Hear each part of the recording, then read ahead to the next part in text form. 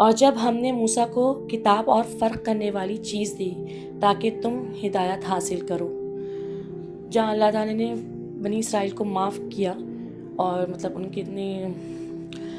एहसानात के बाद अल्लाह पाक ने जो उन पर एहसानात किए, फिर उन्होंने नाशुक्री की और अल्लाह के साथ शरीक तक कर बैठ गए। उसके बाद अल्लाह कह रहे हैं अल्लाह ने उन्हें माफ़ किया और फिर अल्लाह ताला ने उनको एक किताब दी और फ़र्क करने वाली चीज़, यानी कुरान के लिए भी अल्लाह ताला ने ये अल्फाज इस्तेमाल किए हैं कि वो फ़ुरक़ान है। फ़ुरक़ान वो होता है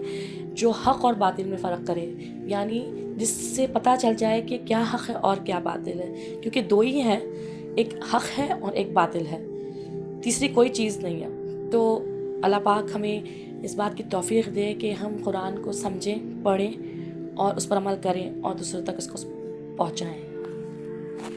आमीन सुम्मा आमीन या रब्बुल आलमीन।